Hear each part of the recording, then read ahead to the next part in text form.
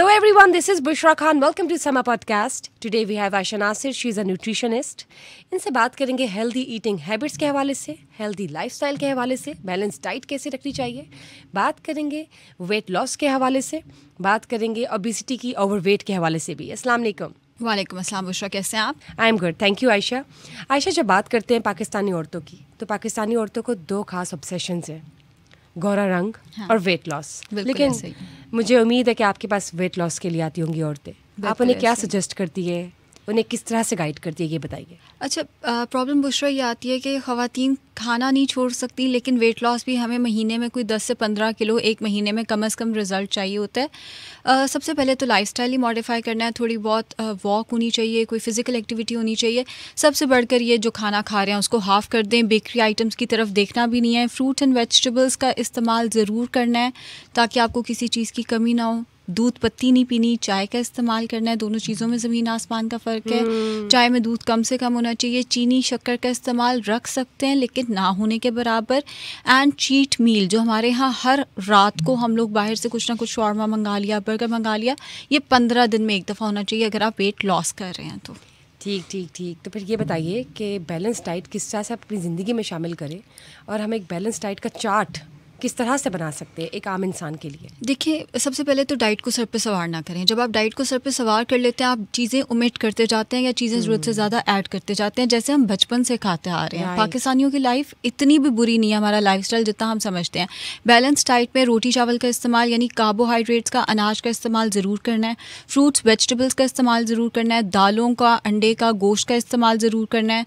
इसके साथ साथ आपने फ़ैट्स का इस्तेमाल रखना है, लेकिन कम. हेल्दी फैट्स जैसे नट्स वगैरह का इस्तेमाल हैंडफुल जो है वो दिन में ज़रूर होना चाहिए. इससे ज़्यादा आपने इन चीज़ों को इस्तेमाल नहीं करना.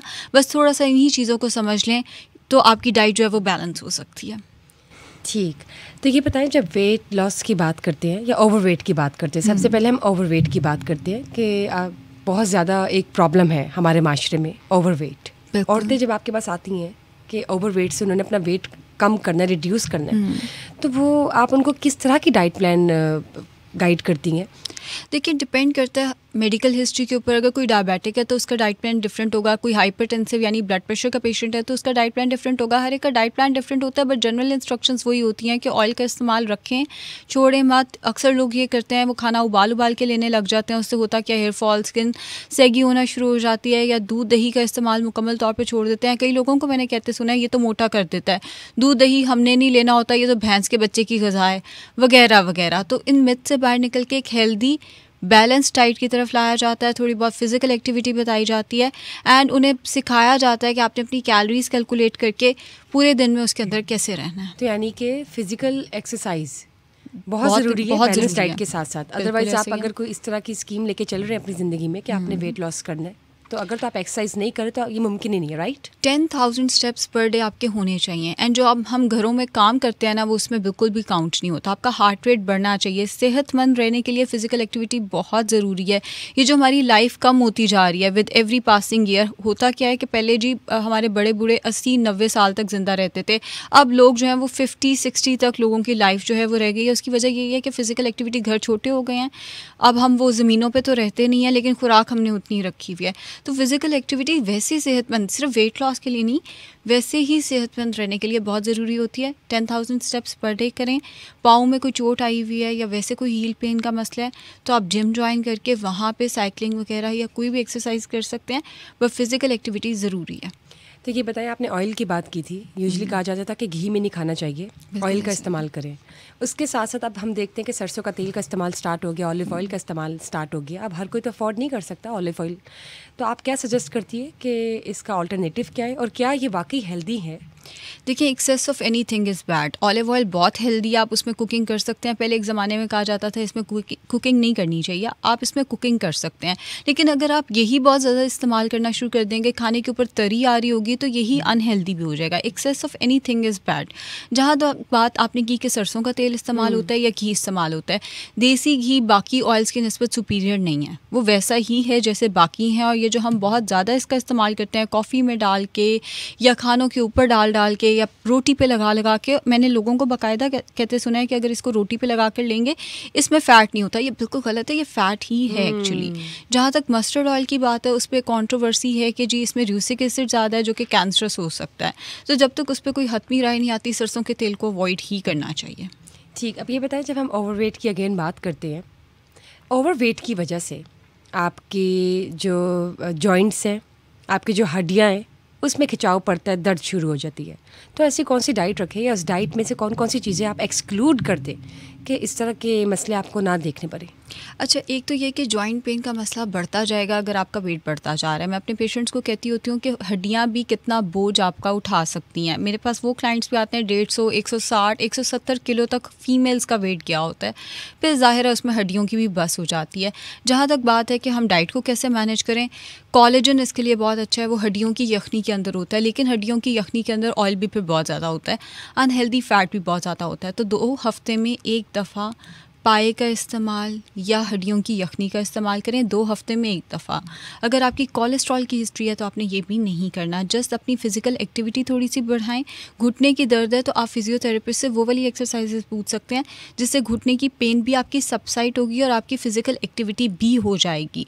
फिजियोथेरेपिस्ट इसमें बेहतर गाइड कर सकते हैं। जहाँ तक डाइट की बात है, रोटी चावल कम से कम, इसके मतलब राइस के बारे में आप क्या सजेस्ट करेंगी? यूजुअली कहा जाता है कि अगर तो आप रोटी खाते हैं तो फिर आप राइस छोड़ दें, आप दोनों चीज़ें एट ए टाइम अपनी डाइट में मत रखें, ये भी कहा जाता है। आप क्या सजेस्ट करेंगी कि अगर आपने अपनी ज़िंदगी में एक बैलेंस डाइट लेके चलनी है तो आप सिर्फ रोटी का इस्तेमाल करें, से नो टू राइस, या राइस रखें तो से नो टू रोटी? अच्छा, अगर आप 1/4 चपाती ले रहे हैं या आप 10 to 12 टेबलस्पून राइस इकट्ठे भी ले रहे हैं तो कोई नुकसान नहीं है। आपने ये देखना है कि आप कार्बोहाइड्रेट्स एक वक्त में ले कितने रहे हैं। प्रॉब्लम ये आती है कि पेशेंट ने आधी रोटी, एक रोटी भी खानी है और साथ पूरी प्लेट भर के चावलों की भी खानी है। वो गलत तरीका है, बिकॉज हम दोनों चीज़ें स्मॉल पोर्शंस आप कहती हैं। एग्जैक्टली, आप थोड़े थोड़े, जैसे हम शादियों पे जाते हैं, 1/4 नान आप इस्तेमाल कर सकते हैं, साथ में 10-12 चम्मच चावलों के आप इस्तेमाल कर सकते हैं एक ही टाइम में, एट अ टाइम। बट अगर आपको पूरी रोटी और चावलों की प्लेट चाहिए, वो गलत है। फिर एक चीज़ दोपहर में रखें, एक चीज़ रात में रखें। मतलब मिक्स करें तो not, it shouldn't be so excessive. हाँ, पोर्शन में रह के आप मिक्स कर सकते हैं, उसमें कोई हर्ज नहीं है सच, लेकिन पोर्शन से बाहर नहीं जाना। मैं अपने पेशेंट्स को रोटी चावल इकट्ठे मना कर देती हूँ। उसकी वजह ये नहीं है कि ये इससे कैलोरी ज़्यादा होती हैं, उसकी वजह यही है कि फिर पेशेंट के हाथ नहीं रुकता, मेरा अपना नहीं रुकता कई दफ़ा, तो हम पेशेंट से भी यही एक्सपेक्ट करते हैं, तो इसलिए हम रोटी चावल इकट्ठे अक्सर मना कर देते हैं। बहुत सारे डाइटिशियंस भी मना कर देते हैं, बट उसके पीछे वजह यही होती है कि दोनों चीज़ें जब अलाउ करते हैं आप उतना ही ज़्यादा खाते हैं, कहीं ना कहीं सालन भी ज़्यादा डाल लिया, चावल भी ज़्यादा डाल लिया। कैलोरीज की आपने बात की, कैलोरी से मुझे याद आया कि जब आप जिम जाते हैं तो आप ये सोचते हैं कि जिम तो हम कर ही रहे हैं, जिम में जो एक्सरसाइज हम करते हैं हमारी कैलोरीज बर्न हो जाएंगी, तो चलिए जो दिल करता है हम खा लेते हैं, वहाँ पे हम जाके कॉम्पनसेट कर लेंगे। तो क्या ये सही है? देखिए, डिपेंड कि आप जिम कर कितना रहे हैं और फिर आप उसके अगेंस्ट फूड कौन सी चूज़ कर रहे हैं। जैसे बहुत सारे लोग ये करते हैं, जिम से निकलते साथ ही बर्गर खाने चले गए, कोल्ड कॉफ़ी पीने। फूड की अगर मैं बात करती हूँ तो फिर तो आप सिलेक्शन ऑफ फूड ही, फिर सिलेक्शन ऑफ फूड आपकी बहुत पुअर है, उसका प्रॉब्लम आ रहा है। अगर आप वैसे अपनी हेल्दी डाइट बढ़ा देते हैं उसमें कोई मसला नहीं है, बिकॉज कहीं ना कहीं आप जिम करके उसको बर्न कर ही रहे हैं, आप साफ़ सुथरा खाते रहेंगे, फिर मसला नहीं है। बट अगेंस्ट जिम के अगर आप निहारी पाए डेली बेसिस पे शुरू कर देंगे या फास्ट फूड, कोई फ़ायदा नहीं, फिर कोई फ़ायदा नहीं है। सप्लीमेंट्स की जब हम बात करते हैं तो बहुत सी कंपनीज हैं जिन्होंने सप्लीमेंट्स इंट्रोड्यूस करवाए हैं हेयर, स्किन, नेल्स के लिए, ग्लोइंग स्किन के लिए, और विटामिन डी, इस तरह के तमाम। आप ये बताइए कि आप सजेस्ट करती, रेकमेंड करती है कि ये are these good for health? Supplements का इस्तेमाल हमें ऑफ एंड ऑन डाइट में रखना चाहिए। जब हम डाइट प्लान देते हैं तो उसके साथ तो हम ज़रूर सप्लीमेंट देखते हैं ताकि किसी भी किस्म की कोई डेफिशिएंसी ना हो। जहाँ तक विटामिन डी का आपने नाम लिया, विटामिन डी एशियंस सूरज से अब्जॉर्ब कर नहीं सकते, डाइट में ये होता ही नहीं है, जो होता है उसकी बायो अवेलेबिलिटी नहीं है। तो आप जितनी मर्जी धूपें लगवा लें, विटामिन डी का हमें सप्लीमेंट ही लेना है। आप टेस्ट भी कराएंगे वो कम ही आएगा। तो विटामिन डी सप्लीमेंट हमारे पास ऑप्शन नहीं है, वो हमारी ज़रूरत है कहीं ना कहीं। बाकी हमारे पास ऑप्शन है, अगर आप हेल्दी डाइट ले रहे हैं तो फिर आपको ज़रूरत नहीं है। बट अगर आप डाइट प्लान पे हैं, आप वेट रिड्यूस कर रहे हैं, या आप वैसे जैसे शादी होने वाली जा सकते हैं, तो फिर लेने चाहिए एक्चुअली। तो ये बताइए कि आप सप्लीमेंट्स ले कैसे सकते हैं, खाने से पहले या खाने के बाद, और कितनी मिकदार होनी चाहिए? अच्छा, हर सप्लीमेंट जो है वो डिफरेंट है। जैसे B12 की अगर हम बात करें तो वो खाली पेट उसकी एब्जॉर्प्शन ज़्यादा अच्छी हो जाती है, बट अगर हम विटामिन डी की बात करें तो वो खाने के बाद उसकी एब्जॉर्प्शन ज़्यादा, कैल्शियम सी, अगर हम कैल्शियम की बात करें तो कैल्शियम की एब्जॉर्प्शन विटामिन के साथ ज़्यादा अच्छी होती है, तो फिर आप उसको मील के साथ लें तो वो ज़्यादा बेहतर हो जाता है। राइट। जब बात करते हैं ब्राइडल्स की, तो पहले तो ब्राइडल मेकअप पैकेजेस जो थे वो दस्तयाब थे। अब आप देख सकती हैं कि ब्राइडल डाइट पैकेजेस भी दस्तयाब हो गए हैं। ये बताइए, शादी से पहले जिन लड़कियों की शादी होने वाली होती हैं वो आपके पास आती हैं तो उनकी क्या कंसर्न्स होते हैं? देखिए, यही ज़्यादा प्रॉब्लम आता है कि पूरी हमने ज़िंदगी मोटापे के साथ गुजार दी, अब 2 महीने में हमारा 15-20 किलो वज़न कम करा दिया जाए, कोई साइड इफ़ेक्ट्स भी ना हो। और मैं इस चीज़ से एग्री करती हूँ कि अगर आप ब्राइड हैं तो आपको साइड इफ़ेक्ट्स कोई नहीं होने चाहिए, ना स्किन लटके, ना हेयर फॉल हो, और ना कल को कंसीव करने में कोई प्रॉब्लम हो। बट द थिंग इज़ कि शायद हम लोग ये अवेयरनेस नहीं दे सके लोगों को कि इतने शॉर्ट टाइम में वेट लॉस की कोशिश मत करें।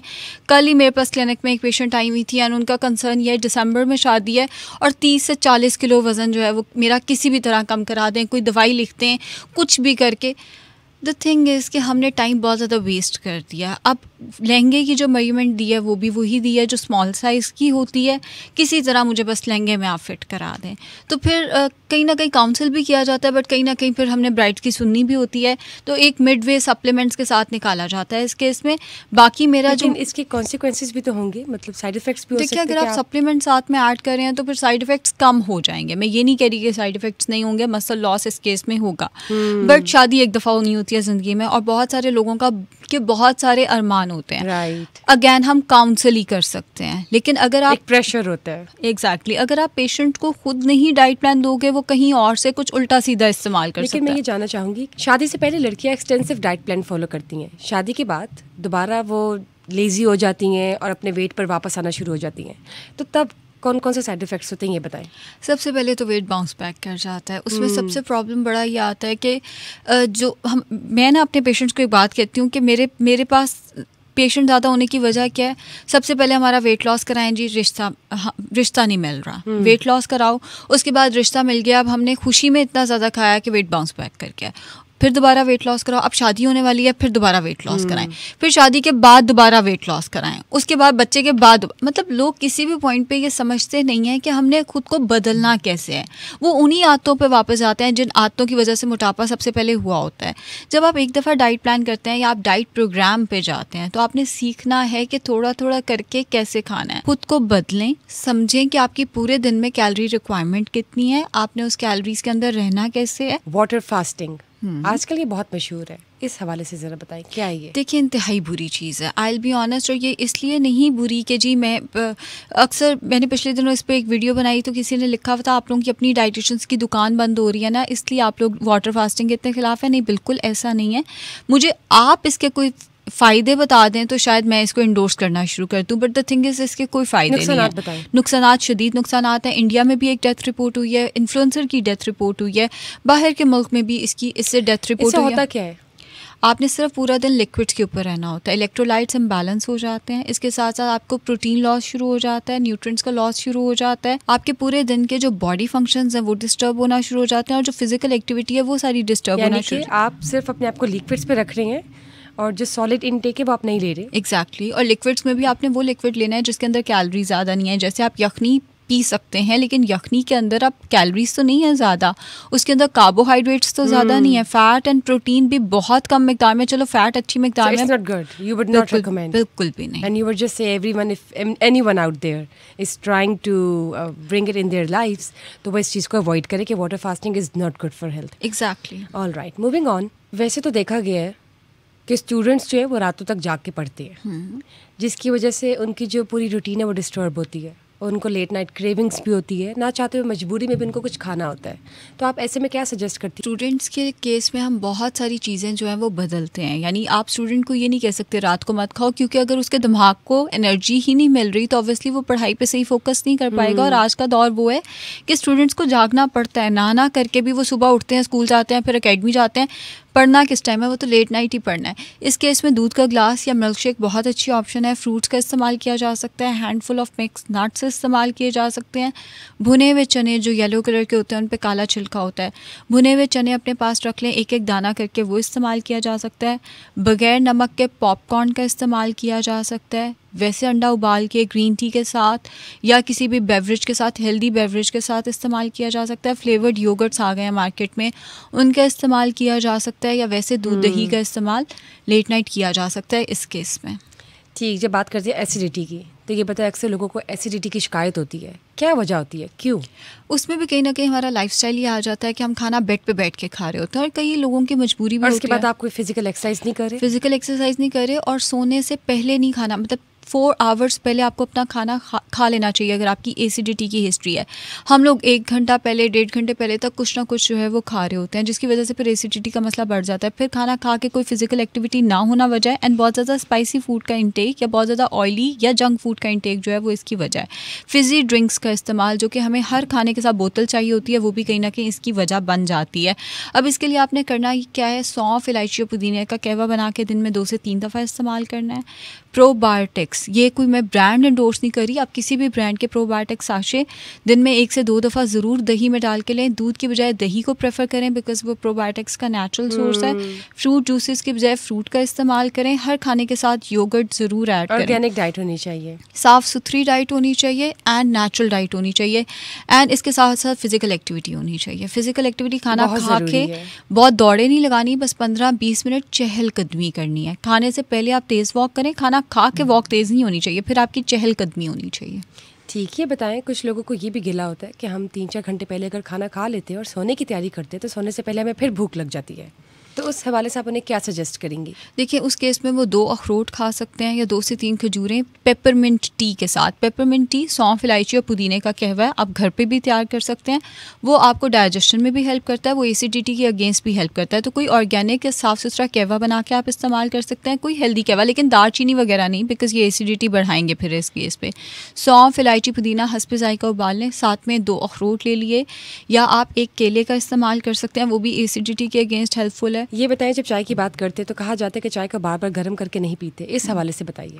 चाय को बार बार गर्म करके पिया जा सकता है, उसमें कोई मसला नहीं होता। बस चाय के अंदर जिन चीज़ों का हम एहतियात बताते हैं वो ये है कि इसके अंदर बहुत ज़्यादा चीनी डाल के, या जैसे बहुत सारे लोग इसके अंदर बहुत कुछ डाल देते हैं, जैसे दालचीनी भी डाल दी, सौंफ भी डाल दी, काली इलायची भी डाल दी, जब उसमें गर्म हो रही होती तो उसका फिर प्रॉब्लम आ रहा होता है, मल्टीप्लाई हो जाता है। एग्जैक्टली। एक तो वैसे इन चीज़ों के बहुत ज़्यादा कहवे इस्तेमाल करने नहीं चाहिए, आपको बहुत ज़्यादा कहवे नहीं होने चाहिए, और फिर जब आप उसको मल्टीप्लाई कर करके हीट करते हैं तो वहाँ पे प्रॉब्लम आती है हमें। और जो लोग ग्रीन टी पीते हैं दिन में 1 दफ़ा या 2 दफ़ा, उनको लगता है कि हम वेट लॉस जो है वो कर सकेंगे, क्या इसमें कोई हकीकत है?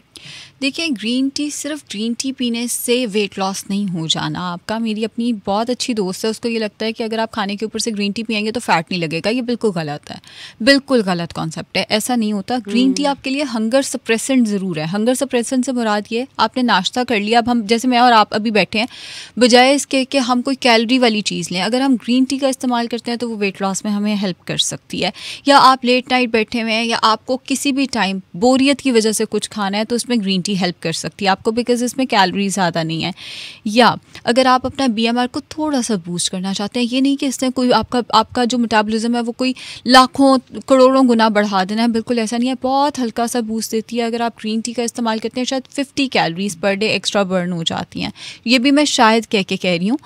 तो इससे ज़्यादा आप ग्रीन टी से कैलोरीज जो हैं वो बर्न नहीं कर पाते। जो लोग ये कहते हैं कि लिटरली बल्कि अनाउंस करते हैं हम लोग वेजिटेरियन हैं या हम लोग नॉन वेज हैं, आपको लगता है कि कोई इंसान पूरी ज़िंदगी सब्जियों पे गुजार सकता है? अनफॉर्चुनेटली ये बहुत जी ट्रेंड आ गया है, और कई मेरे पास, चले हम नॉन मुस्लिम्स को तो समझते हैं कि उनका, हम दूसरों के मज़हब की भी रिस्पेक्ट करते हैं बीइंग मुस्लिम्स, लेकिन जब मुस्लिम्स मेरे पास आके कहते हैं जी अब तो हम नॉन वेज हो गए हैं क्योंकि जानवरों पे बहुत ज़्यादा जुल्म होता है, एंड सबसे बुरी बात ये होती है कि वो बाद में उठते उठते कहेंगे जब बर्गर का दिल करे तो उसमें हमने क्या करना है, तो बर्गर के अंदर भी तो वही मुर्गी डली हुई है जो आपने वैसे छोड़ी हुई है। अपनी पसंद को लेके हम नॉन वेज हो जाते हैं, जहाँ पे हमारी पसंद आती है वहाँ पे हम बर्गर पिज्ज़ा भी खाते हैं, पहली चीज़ ये। दूसरी चीज़, अगर आप नॉन वेज हैं किसी भी वजह से, आपका हो सकता है कुछ लोगों का मज़हब इजाज़त नहीं देता मुर्गी का इस्तेमाल या गोश्त का इस्तेमाल करने पे, ऐसे केस में आपने B12 का ख्याल रखना है, प्रोटीन का ख्याल रखना है, बिकॉज़ इस केस में न्यूट्रिशनल डेफिशिएंसीज जो हैं वो हो सकती हैं। अगर आप अपनी न्यूट्रिशनल डेफिशिएंसीज और अपनी न्यूट्रिशनल प्रोफाइल पे ध्यान रख रहे हैं तो फिर ठीक है, बट वो लोग जिनका मज़हब उन्हें गोश्त खाने की इजाज़त देता है, उन्हें मेरा मशवरा ये है सब कुछ खाएँ, मॉडरेशन में रह के खाएँ, ताकि आपको किसी चीज़ की डेफिशिएंसी ना हो। जब आप नॉन वेज छोड़ देते हैं, आप गोश्त वगैरह खाना, या जिसे मेरे इंडियन पेशेंट्स वो कहते हैं हम मांस नहीं खाते, तो जब आप मांस खाना छोड़ देते हैं तो उसमें अनफॉर्चुनेटली प्रोटीन लॉस का जो है वो रिस्क बढ़ जाता है, आपका प्रोटीन पूरा नहीं हो रहा होता। ठीक, ये बताएं जो लोग नाश्ता के बगैर पूरा पूरा दिन गुजारते हैं, काम करते हैं, क्या वो ठीक करते हैं? देखिए, नाश्ता आपका होना चाहिए। उसकी वजह यह है कि जब आप नाश्ता अच्छा कर लेते हैं ना, आपकी पूरे दिन की क्रेविंग ज़रा रुक जाती हैं। लेकिन ऑन द अदर हैंड हमारे पास एक वो ग्रुप ऑफ पीपल भी आता है जो सुबह उठ के कुछ नहीं खा सकते, उन्हें उससे नौजिया होता है, या उसके बाद जब वो गाड़ी में बैठते हैं तो उन्हें मोशन सिकनेस होती है, अगर उन्होंने कुछ खाया हुआ है तो उन्हें उल्टी आ जाती है। That is fine. अगर आपसे नाश्ता हो ही नहीं रहा तो कोई इतना बड़ा मसला नहीं है, कोई क़यामत नहीं आने वाली। बट अगर आपको भूख लगती है और आपको अगर नाश्ता मिस करते हैं पूरा दिन, फिर आप क्रेज़ीली खाते हैं, तो फिर आपको चाहिए कि आप अपना नाश्ता मिस ना करें, बल्कि इसको अच्छे तरीके से और हेवी मील के तौर पे इस्तेमाल करें। और जो लोग ये करते हैं कि स्मॉल पोर्शंस में खाते हैं सारा सारा दिन, या वो लोग जो आदत बना लेते हैं या अपने आप को वो इम्यून कर लेते हैं कि वो एक ही दफ़ा दिन में किसी भी वक्त ज़्यादा हैवी खा लेते हैं और उसके बाद नहीं खाते, तो क्या ये ठीक करते दोनों साइड्स? अच्छा, दोनों चीज़ों में कोई भी एक रूल सब पे अप्लाई नहीं हो सकता। अब जैसे बहुत सारे स्मॉल पोर्शंस में खाना आपके लिए, मेरे लिए, जो हम वर्किंग लेडीज़ हैं, हम काम पे बैठ के अब इवन एक फ्रूट खाना भी हमारे लिए मुश्किल हो जाता है, तो शायद कुछ लोगों के लिए स्मॉलर पोर्शंस काम नहीं करते। जबकि एक जैसे कोई खातून घर पे अगर बैठी हैं, वो होम मेकर हैं, बच्चों के साथ बंदा तंग आ जाता है, फिर कभी कभी दिल करता है कुछ खाने को, स्नैक लेने को, उस केस में वो स्मॉल मील्स ले सकते हैं, उसमें कोई हर्ज नहीं है, कैलोरीज के अंदर रहे। जहाँ तक बात है 1 मील अ डे, जिसको हम उमार्ट कहते हैं कि पूरा दिन कुछ नहीं खाया एक वक्त में, वो मुझे पर्सनली इतना पसंद नहीं है। उसकी वजह यह है कि आपका कोई ना कोई फूड ग्रुप रह जाता है, आप बैलेंस डाइट पूरी नहीं कर सकते। अगर आप पूरे दिन में एक दफ़ा खा रहे हैं, कोई ना कोई ग्रुप तो मिस होगा, वहाँ पर भी डेफिशिएंसीज शुरू हो जाती हैं। जब प्रेगनेंसी की बात करते हैं तो प्रेगनेंसी के दौरान ड्यूरिंग 9 मंथ्स किन चीज़ों का ख्याल रखना चाहिए? डाइट कैसी होनी चाहिए? पोस्ट प्री प्रेगनेंसी, ये सब भी ज़रा बताइए। अच्छा, प्रेगनेंसी में फ़र्स्ट 3 मंथ्स में तो वेट नहीं बढ़ना चाहिए। बहुत सारे लोग फ़र्स्ट 3 मंथ्स में ही खा के 10 किलो वज़न जो है वो अपना बढ़ा लेते हैं। सेकेंड और थर्ड ट्राइमेस्टर में आपका वेट जो है वो बढ़ना चाहिए, वो भी हेल्दी तरीके से। जहाँ तक बात है डाइट कैसी होनी चाहिए, अगैन हेल्दी डाइट का इस्तेमाल करें। आपको जितनी क्रेविंग्स आप खाएं, मतलब मैं मना नहीं कर रही, लेकिन साफ़ सुथरा खाएं। बर्गर, पिज़्ज़ाज़, इनको अवॉइड करें। घर की बनी हुई चीज़ें, ब्रेड का इस्तेमाल किया जा सकता है, पास्ता का घर में बनाकर होममेड पिज़्ज़ा का इस्तेमाल किया जा सकता है। रोटी चावल जिस चीज़ की क्रेविंग है खाएँ, बट घर पर बना के कम सॉस के साथ इस्तेमाल करें, बस इतनी सी शर्त है। जहाँ तक पोस्ट प्रेगनेंसी की बात है, उस टाइम पे रिकवरी भी चल रही होती है। हेल्दी फैट्स का इस्तेमाल एक मॉडरेशन में, ये जो पंजीरी वगैरह का हम बहुत ज़्यादा इस्तेमाल करते हैं, इससे वेट गेन होता है, और उस वेट गेन से फिर बहुत ज़्यादा आपने पंजीरी लेनी है, हेल्दी तरीके से बनाया, 1 to 2 टेबलस्पून नट्स ज़्यादा, उसमें शक्कर नहीं डालनी, उसमें घी बहुत ज़्यादा नहीं डालना। तो हेल्दी पंजीरी आप 1 to 2 टेबलस्पून पर डे इस्तेमाल कर सकते हैं। एंड पोस्ट प्रेगनेंसी आपने आयरन का ख्याल रखना है कि आयरन जैसे काले चनों की चाट या लोबिया का इस्तेमाल या मटन बीफ का इस्तेमाल ज़रूर रखें, ताकि आपका जो आयरन ठीक हो सके। एंड इसके साथ साथ सारी डाइट, मतलब हर फूड ग्रुप आपकी डाइट के अंदर मौजूद होना चाहिए। फ़ौरन साथ डाइटिंग नहीं करनी है तो हेल्दी तरीके से करनी है। आप ये बताइए कि डाइट के ज़रिए ऐसे कौन से फ्रूट्स और वेजिटेबल्स हैं जो कि हम इस्तेमाल कर सकते हैं, जो कि हेल्प करते हैं वाइटनिंग में, स्किन वाइटनिंग में?